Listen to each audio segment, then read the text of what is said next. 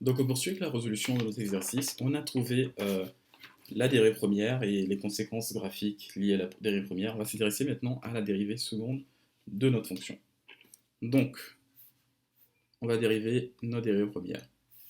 Donc on aura ici que la dérivée seconde f'' de x sera égale à la dérivée de moins x au carré moins 4 sur x au carré moins 4 au carré. Okay. Donc si on considère cette expression-là, sa dérivée sera égale à moins x au carré plus 4 prime, donc le premier terme, multiplié par x au carré moins 4 au carré, moins. Donc ici, je fais un moins cette expression-là. Je fais sortir le moins de ces deux termes-là. Donc je me retrouve ici avec un plus x au carré moins 4. Okay, multiplié par le terme en bas, x au carré moins 4 au carré prime. Et on divise le tout par x au carré moins 4 à la puissance 4. Bon, donc si on applique la dérivée ici, on obtient ici un 2x pour la première expression, et comme il y a le signe moins, on a moins 2x multiplié par x au carré moins 4 au carré. Pour cette expression-là, on réécrit le x au carré moins 4. Et pour ce terme-là en particulier, on va faire descendre le 2, multiplié par la dérivée de l'intérieur qui est 2x, donc fois 2x, multiplié par x au carré moins 4 à la 2 moins 1, ça devient 1. Donc l'expression, encore une fois, divisée par x au carré moins 4 à la 4. Donc je vais juste l'écrire comme ça, x au carré moins 4 à la 3 fois x au carré moins 4. Okay, vous allez comprendre pourquoi. Pourquoi? Parce que ici on voit que pour chaque terme, on peut simplifier un x au carré moins 4. Si on a x au carré moins 4 au carré, on peut en simplifier un. Et également ici, on peut simplifier un x au carré moins 4 de l'expression ici. Et on va se retrouver avec une dérivée f' de x qui est égale à moins 2x facteur de x au carré moins 4 plus ici 4x, je fais le produit des deux termes, facteur de x au carré moins 4, le tout divisé par le dénominateur au cube. Donc le dénominateur tout simplement, x au carré moins 4 au cube. Bon, rendu à ce stade-là, on peut continuer toujours à simplifier les expressions. Donc ce qu'on remarque ici, donc ici j'avais fait une petite erreur dans la dérivée ici de mon expression. Juste une chose à noter, dans ce terme-là, au lieu d'avoir un moins, on avait un plus au niveau de x au carré moins 4 ici. Tout simplement parce qu'on avait fait sortir un moins, et c'est ce moins-là qui nous donnait en fait le plus ici. Donc ça veut dire que pour la deuxième expression également, on aura un x au carré plus 4, et également ici au final, il nous restera un x au carré plus 4. Okay, ça veut dire que là, on peut poursuivre notre calcul. On a que la dérivée seconde de la fonction sera égale à, ici je vais mettre en facteur 1, 2x, donc 2x facteur de moins x au carré moins 4 plus 2 facteur de x au carré plus 4. Okay. Donc on divisera le tout par notre expression dénominateur qui est x au carré moins 4 au cube. Bon, donc on évalue ce qui est dans la parenthèse, ça nous donne ici moins x au carré plus 4 plus 2x au carré plus 8. Oups. Et ça ici, ça nous donne un... Ça, c'est un moins.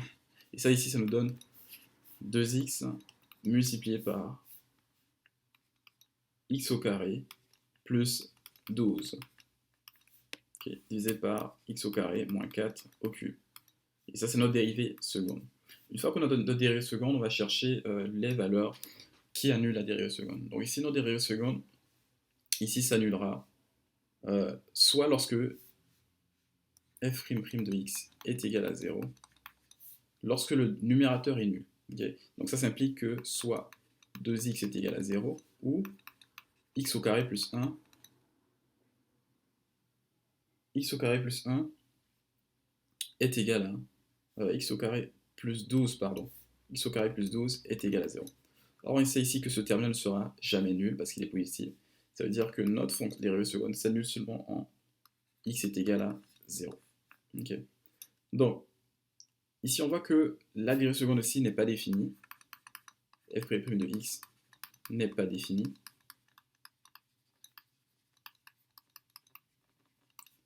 Lorsque le dénominateur est nul. Donc lorsque x au carré moins 4 est égal à 0. Okay, et on sait que ça implique encore que x est égal à moins 2 ou que x est égal à 2. Donc on a l'information ici pertinente, on sait que la dérivée seconde de la fonction s'annule, n'existe pas en ces points-là. Donc à partir de ça, on peut grapher, on peut faire le tableau de variation lié à notre fonction dans son entièreté.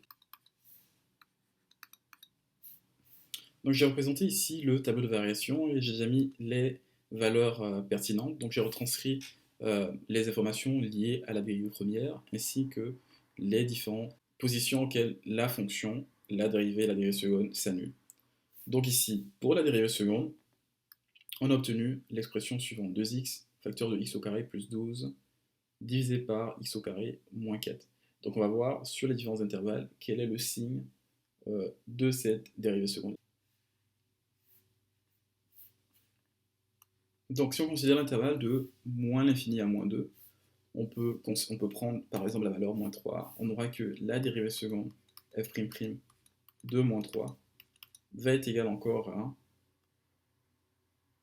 on aura 2 facteurs de moins 3 fois moins 3 au carré plus 12, le tout divisé par moins 3 au carré moins 4, le tout au cube.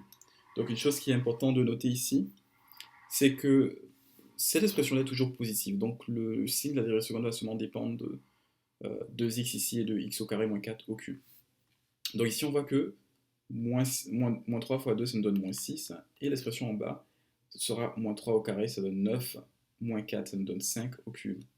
Donc on aura quelque chose qui est forcément inférieur à 0 ici, c'est-à-dire que la dérivée seconde de notre fonction est négative sur cet intervalle-là. Donc si on considère les valeurs maintenant de moins 2 à 0, on remarque que on peut choisir par exemple d'évaluer la dérivée seconde au point moins 1. Et si on évalue la dérivée seconde de notre fonction au point moins 1, on obtient ici f' de moins 1 qui est égal à 2 facteurs de moins 1, 2 facteurs de moins 1, facteur de moins 1 au carré plus 12, divisé par moins 1 au carré moins 4, le tout à la 3. Donc, d'office ici, on considère seulement ces deux termes-là. Donc, 2 fois moins 1, ça nous donne moins 2. Et cette expression-là, ici, ça nous fait moins 1 au carré moins 4. Ça nous fait un 1 moins 4 qui nous donne encore moins 3. Donc, on a un terme positif négatif sur un terme négatif, c'est-à-dire que cet intervalle-là, f' de x est positif. On considère maintenant 0 à 2, on peut prendre le point 1. Donc, f' de 1. Les éléments pertinents, bien sûr, c'est cette expression-là et cette expression-là. On aura 2 fois 1 divisé par 1 au carré qui nous donne 1 moins 4. Donc on aura quelque chose de positif ici, parce qu'on aura 2 sur moins 3. Donc un terme positif ici, sur un terme négatif, ça nous donne un terme négatif. Ok, donc si on considère maintenant, enfin le dernier intervalle, on peut prendre la valeur 3. Donc f' de 3, ça donnera 2 facteurs de 3 multiplié par 3 au carré plus 12, le tout divisé par 3 au carré moins 4. Donc ici on aura un terme positif au numérateur. 3 au carré moins 4 ça nous donne ici 9 moins 4 qui est 5. Donc un terme positif sur un terme positif, on sait ici que la dérivée seconde de la fonction est positive. Okay. Donc on va faire des interprétations maintenant liées aux différents signes ici qu'on obtient. Donc, de moins l'infini à moins 2, on voit que la dérivée première est négative, c'est-à-dire que la fonction va décroître sur cet intervalle-là. On voit également que la dérivée seconde est négative, c'est-à-dire qu'on aura une concavité basse sur l'intervalle également. Donc on aura une concavité basse. De moins 2 à 0, la fonction décroît, et cette fois on a une concavité haute. De 0 à 2, la fonction décroît encore, avec une concavité basse. Et de 2 à plus infini, la fonction décroît encore, avec une concavité haute. Okay. Donc ça veut dire que notre fonction ici, en ces points-là, au point moins 2, on a un point d'inflexion. Au point 2, on a également un point d'inflexion. Au point 0 ici, on a f de 0 comme valeur, parce que la fonction est définie. Maintenant, une chose qui est particulière dans l'analyse, c'est qu'il faut connaître également les valeurs aux différentes bornes, en moins l'infini, en plus l'infini.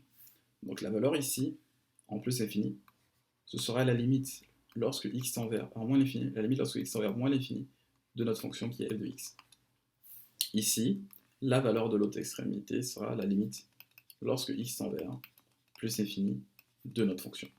Donc si on évalue chacune de ces valeurs-là, on aura tous les éléments nécessaires pour représenter graphiquement notre fonction.